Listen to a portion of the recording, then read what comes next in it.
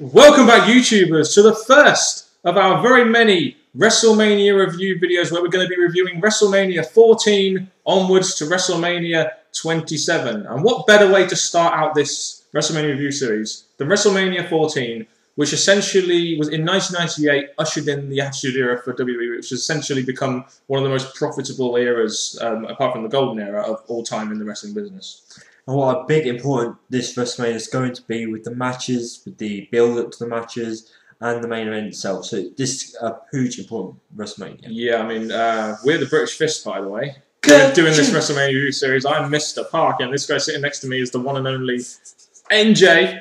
What's up? Guys, subscribe to us up above if you want to see more of these videos and more of what we do. Like this video, of course, and put your comments and thoughts on WrestleMania 14 down in that comment section below. Actually, contact us in the link in the description box below. Yes, and like we said, this WrestleMania did hold quite historical significance with the whole main event and the whole Attitude Era and the whole sort of change in the style that WWE were going against WCW at the time. Before we go into this, though, we had Jim Ross and Lauder on commentator, probably our favourite commentators, as we kind of lived through their commentary rather than the kind of like Gorilla Monsoon, Bobby Heenan of the early 90s. Very true, and having them, they work well together as we here throughout the night. Yeah. I really enjoyed them being on commentator. Yeah, our favourite commentators.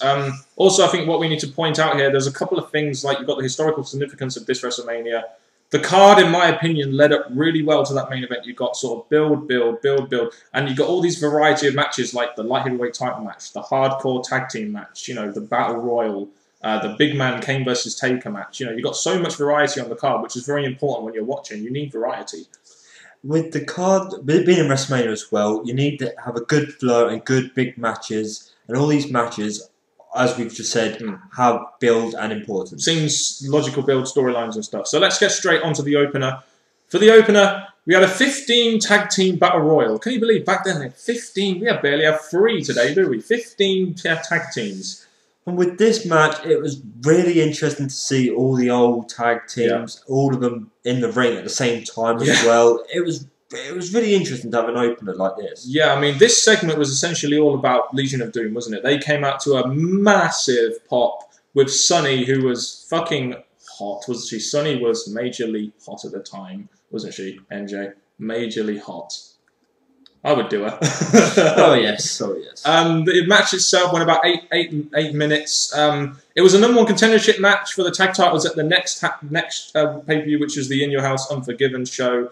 LOD essentially came into this match as the big baby faces, and they were essentially going to win this. And this was basically what it was all about. You had LOD winning after eliminating the Midnight Express, Bob Holly and Bart Gunn, with Jim Cornette on the outside calling the shots. Hey, Jim Cornette.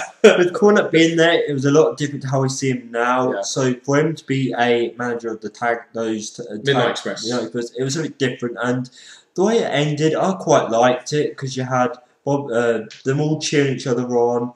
You had the LOD dominating at the end. Again, I quite liked how it ended with those 2 tag teams. Yeah, they eliminated, well, you only had to eliminate one over the top rope, and they eliminated both of them. So LOD in this match were over as hell, and they pretty much had to win this match. And notice in this match how Lawler was always bigging up his son, Brian Christopher, like, hey, I think Brian Christopher could have eliminated him. And, oh, Brian Christopher did that. And, oh, that was fucking hilarious. They only got eliminated. It was all, well, sad. He should be in the light heavyweight championship match, which is next. Yeah, I know. But a good opener in the sense that it got the crowd going. LOD were well over, so it got the crowd going in a big way. LOD winning. And with the tag team opening, it was interesting, and it was a good fast-paced match, so I liked it. Especially with it being a battle royal too.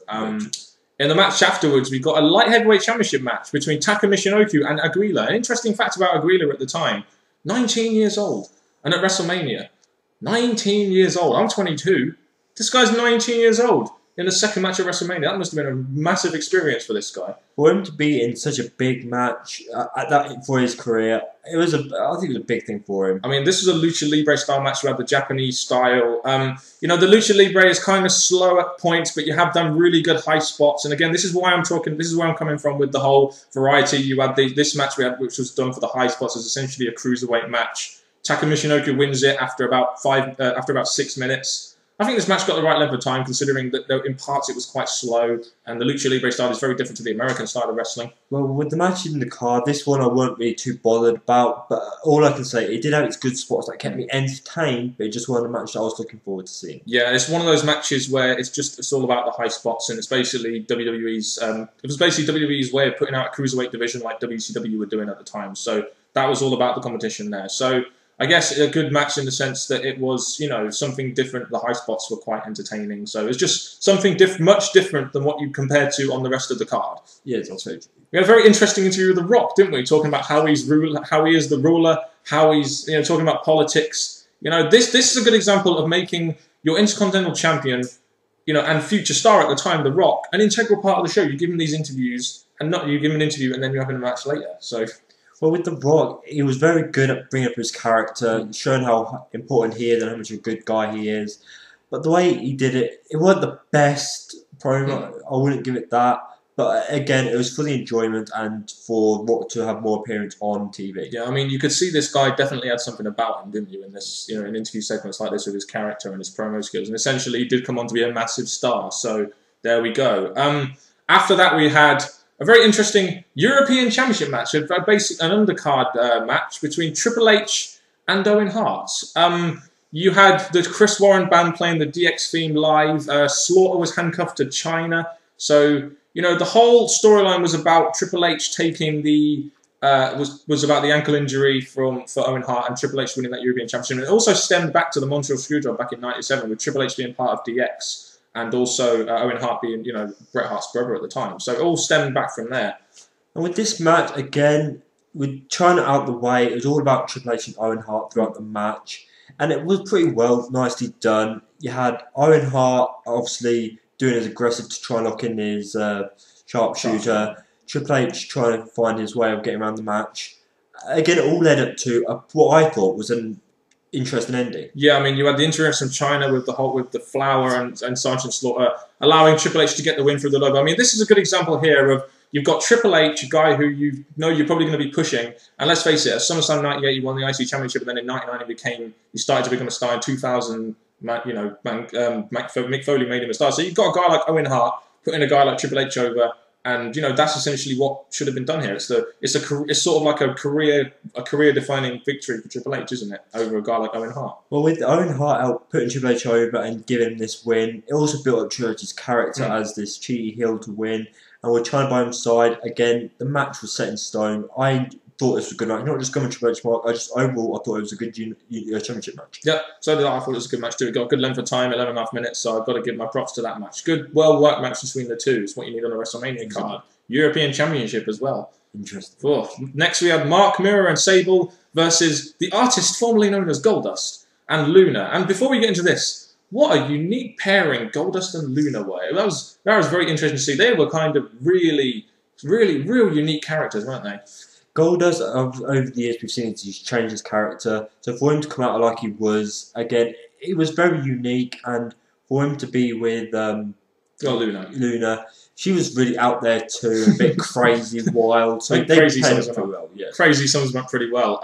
This whole match really was essentially about Sable, wasn't it? Because you had the whole Mark Miro getting jealous of Sable's popularity with the crowd, and then got Luna wanting Sable. I think they had a single match at the Unforgiven pay-per-view after this, but the fans, God, they loved Sable, didn't they? She was getting massive pops on it. And it's amazing, you think about it, a diva getting a pop like that, you would not see that kind of pop nowadays, would you? No, throughout the match, they were trying to avoid the divas getting involved, so the crowd actually really wanted Sable and Luna to have their in-ring thing, so it eventually built up to it, yeah. Yeah, and you had Sable hitting the TKO, which was Mark Miro's finisher, to win the match on Luna. So essentially, the right person goes over with with a fantastic move. I never bought Mark Miro as a face personally, but I guess he played his part in this. But this was essentially all about Sable, wasn't it?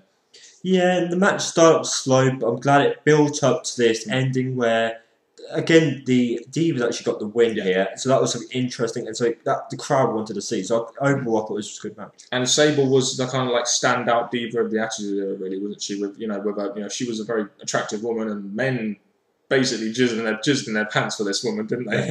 Let's move on to the next match on that very sexual note. The Rock versus Ken Shamrock in an Intercontinental Championship match. Right, you had The Rock The Rock coming out with the Nation of Domination. The Nation of Domination. That was funny shit. And you had Ken Shamrock, who was this UFC kind of like legit fighter, and they were building him up as this guy who could legitimately break your ankle. And we kind of saw that in this match, even though the match itself kind of suffered a little bit because of what they were trying to do. It went about 5 minutes, and it ended. You had Shamrock winning the match. The match was they seemed to fit a lot into that 5 minutes, but you had Shamrock winning the match with an ankle lock, and then you had Shamrock after the match cleaning house on the referees, the Nation of Domination. Then you get their decision being reversed. Well, with the match itself, I was quite getting into it because obviously it had The Rock involved, and the match itself, it wasn't the most exciting out there match. But again, it was more to do with Ken Shamrock's character and how dominant he was in the match. The ending, again, it was a good way of finishing it. They gave Ken Shamrock a massive push as a crazy guy. But again, maybe the whole decision thing ruined what happened in the match. I mean, this was probably on a very good WrestleMania card, probably the worst match in my opinion, just because of the length of time it got and the way it ended in a DQ, especially with The Rock being in there. You knew he was going to be a star. I mean, I guess it allowed him to keep his Intercontinental Championship while also making Ken Shamrock look like a legit monster gimmick guy. So you had Farouk also coming out because they had the whole Nation of Domination where Rock turned on Farouk, and you had Farouk not helping Rock when he was in the ankle lock. You know, segment basically was all about making Shamrock look like a madman, and later on in the year he would win King of the Ring, but it wouldn't really go anywhere with it. So you kind of think to yourself, maybe The Rock should have really been more of the focus of this, probably. Yeah, with this match, again, it would have been maybe different if they did contract The Rock, because obviously he had that big Nation Domination. But anyway, all I can say is that this match was okay looking on card. It was two great wrestlers, but the match itself didn't turn out as well as it could have done. It was. I expected it to be a lot better, but then the time and everything. But the thing is, Rock would later go on to be a star in the late 1998. So, you know, at least he benefited from this and actually went somewhere other than Ken Shamrock, who kind of went downhill afterwards. No, we can see. The next match itself, I fucking enjoyed this match. Cactus Jack and Chainsaw Charlie, otherwise known as Terry Funk, versus the New Age Outlaws in a dumpster match for the WWE Tag Team Championships. My God. New Age Outlaws. Road Dogg was fucking charisma equals charisma, wasn't he, that guy? What a great tag team they were. They're really entertaining. They added entertainment to the show. Him on mic before the match. It definitely got this match round up ready to begin. And you had the whole thing before on Raw with you know, the New Age Outlaws pushing these two off the stage in a dumpster. So this led to the dumpster stipulation being put in. You got the New Age Outlaws, a tag team who you were essentially going to push. They defeated the LOD at the Royal Rumble pay-per-view 98. You had them go against two hardcore legends in a dumpster match, Cactus Jack and Terry Funk, hardcore legends in their own right. I really enjoyed this match. Again, it's good variation because you got hardcore. This is the one hardcore match we had on the card, apart from maybe the main event, which kind of turned into a hardcore match. But this is one of those you know, really unique time matches with the dumpster matches. And even though New Age Outlaws didn't go over, which I felt they probably should have, they later got the titles back anyway and defeated I think they defeated LOD at Unforgiven. But again, I love this. You know, you had Funk with the forklift and the crazy man, I'm going to forklift, I'm going to put him in the dumpster. Well, the way I see it, this match was entertaining. The use of weapons was really good in this match. It shows the hardcore legends in action, as well as the mind of the entertaining New Age Outlaws. The ending was, again, I weren't, as much as enjoying the match, the ending obviously led to something to get the titles back onto New Age Outlaws. Technicality, because they put them in the wrong dumpster. Yeah, so I thought, I didn't like the whole idea. Maybe it should just finish properly if they were going to be new champs or just retain. But overall, the weapon usage, the match itself, entertaining, good match. Still a very good finish, though, with the whole putting them in a dumpster with the forklift. I mean, that was quite unique. That was quite a unique finish, wasn't it? I love this. Terry Funk is a crazy man. He was 53 at the time, bless him. So bless his little consort for going out there and putting on a great match. And even in 2005, still putting on a great match at One Night Stand. So, I mean, I really enjoyed this tag match a lot. Real good hardcore tag match that, you know, did its job for New Age Outlaws as well. So, even though they didn't win. It was a good match on the card, and obviously it led to different things afterwards, so thumbs up to that. Now, this match next, Kane versus Undertaker. Wow, what a big deal this match was at the time. Because, do you remember the whole thing at Bad Blood 97? You had that Hell in a Cell match between, you know, Shawn Michaels and Undertaker. And at the end of the match, you had Kane coming down now, having that fantastic debut. And you had him being built as a monster that could take on Undertaker. God, this was one of those matches you just had to see. And it was correct place on the card right before the main event.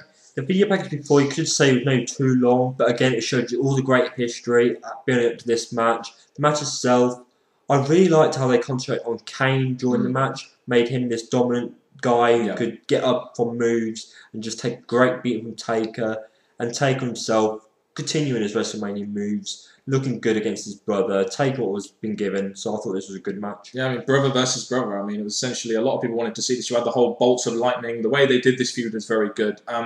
Kane tombstoning Pete Rose after he'd been healing it up in the crowd saying, "You guys can't win a World Series." That was funny. And Kane basically dominated the match. The match itself wasn't the greatest match, but for two big guys, they told a very good story in the ring. Paul Bearer is funny as hell with his facial expressions. Taken these 3 tombstones to beat Kane. At the time, 1 tombstone was devastating, but for 3 tombstones to have to beat someone, that was big. Because the commentator did bring up the fact that no one had done that before. People just took Taker's tombstone, lost the match. And the way that Kane just put on his performance, it showed you how much that Paul Bearer said that this match was going to be the end of Taker. And the way it was brought up, I just really like how this was built and made in the match. It told a very good story, which is one of the reasons I liked it. Even though Undertaker wins, after the match you have Kane attacking Taker and delivering the tombstone on the chair. So you got Taker to win, but you're still making Kane look very strong. So you still got a lot of concentration on Kane there. And after the match, you have Taker doing his sitting up thing, which was quite good. So this match was very... I did like this match, especially just right before that main event, which we all knew would be pretty good. Again, and this is something I missed. Kane's character back here, awesome. It's a shame it had to change. Yeah, and that leads us on to the main event. Well, what a main event this was, MJ. Let's just talk quickly about the build. You had Steve Austin, who got built up. You know, he won Royal Rumble 1997. You know, with the submission match with Bret Hart at WrestleMania 13, the match at Survivor Series 97 when he broke his neck and still pinned Owen Hart, and then he won Royal Rumble 1998. So he had such a logical build, and this guy was always going to be a star. And also you had Mike Tyson, you know, who was the baddest, who at the time was the baddest man on the planet, and they had all that interaction between Tyson and and Stone Cold, and they were trying to usher in this Attitude Era, and who better than Mike Tyson to say attitude? Do you know what I mean? Who better than Mike Tyson? This is great celebrity involvement, in my opinion. By having a big name at WrestleMania, it was a great deal for it, and the fact that he was there at ringside in the main event showed great big importance for the main event, made it even bigger than what it was. So for his involvement with Austin and Shawn Michaels, I liked it. And it helped the main event a lot, because I mean, you had Shawn Michaels at Royal Rumble against Undertaker in '98, you know, really damaging his back. So this was going to be Shawn Michaels' last match. Considering Shawn Michaels at the time had a real bad back, this was a really good match, and I've got to give Shawn a lot of credit for fighting through that injury and really, really helping put Stone Cold over, because at the time Stone Cold was so over with the crowd. You could see from the the pops he got, and he had to win it here, didn't he? And Steve Austin was the biggest name of the Attitude Era, apart from maybe Vince McMahon. But again, Steve Austin winning this, you know, essentially is a sort of an era-changing win in the sense that you got Steve Austin, who was then the forefront of that Attitude Era, winning that title for the first time. Well, with going to this match, you would see it more on Shawn Michaels' side, because with the ring enforcer, with Tyson on his side.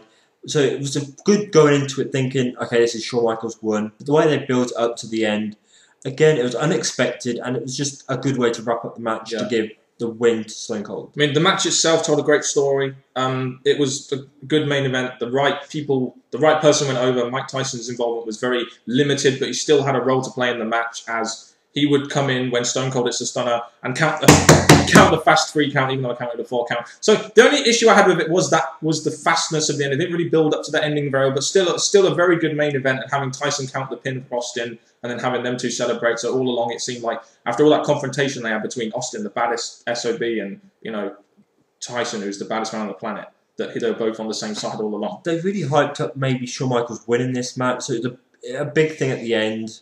It was a big way to finish WrestleMania, having Tyson turn on Shawn Michaels. Yeah, I mean, in terms of a main event, this was very good. And it was and like I said, the matches on the card really did build up very well to this main event, which was essentially the match of the night. So that's the way it really should work, really, on a WrestleMania. With the WrestleMania, you do want it to flow correctly. You want it to all have great build up to what the most important match of the night is, which would be the WWE Championship. Yeah, and moving on from that fantastic main event, overall thoughts on this show, NJ? Your thoughts originally? I was really looking forward to this WrestleMania, not just because it's our first one in our series, but just the WrestleMania itself had great matches, it had great hype, the build, as you saw in the video packages and probably nights before, it was all built up correctly, it got you wanting to watch these matches, got you into the matches, and the matches themselves, they all told some kind of story, and they all made you feel the match itself, and good endings for each match. Yeah, I mean, you know, you had like I said, you had so much variety on this card. All the matches seemed to deliver, apart from that Rock Ken Shamrock match, but that delivered in a kind of different way. The matches led up very well to that main event, which was the best match on the night, the best match of that WrestleMania, and essentially Austin winning brought in that Attitude Era, which was a kind of history-defining moment for that company at the time when they were behind the ratings in ECW at the time, not ECW, WCW at the time, I believe. So for me, this was all the matches that seemed to deliver and tell some kind of story, and the variety was really good there with the hardcore and all that kind of stuff. So for me, the show itself, the thing is here, the show itself is probably like a B+ show. It's a very good WrestleMania, but when you take into account the historical significance of this, you got Triple H, who then goes on to be a star for WWE. The Rock then goes on to be a star for WWE. Austin is the forefront of that Attitude Era. New Age Outlaws being this tag team. You had so much there that contributes to the historical significance. You could even grade it A if you wanted to. Well, with the show, again, I go into this, didn't see much fault with it. Yes, there was the Rock thing and the match I don't really care about, but minus all them, they all had, every match had some importance, some good feeling to it. So I really would be tempted to give it a good, strong in the A grades, just because I felt there wasn't much wrong to it, and it all led to stuff after this pay-per-view. Yeah, like you said, the historical significance kind of puts it in that A grade, doesn't it? It's one of those WrestleManias that kind of defined an era, kind of like WrestleMania 3, for example. So yeah, I mean, yeah, well, that's really our thoughts on WrestleMania 14. I enjoyed watching it, and I enjoyed reviewing it. If you guys have any thoughts on the pay-per-view itself, WrestleMania 14, get them in that comment section down below. And this has been our first review of WrestleMania on our WrestleMania review series, and this is going to be our first outro on our WrestleMania review series by NJ. Well, thank you very much for tuning into our first WrestleMania video. Please share your thoughts on the matches that we've had and our views on it in the comment section below. And tune in for WrestleMania 15, which will be tuning in probably later next week. And that's been it from the British Fist, which is Mr. Parkin and me, NJ. Till next time, people. Goodbye.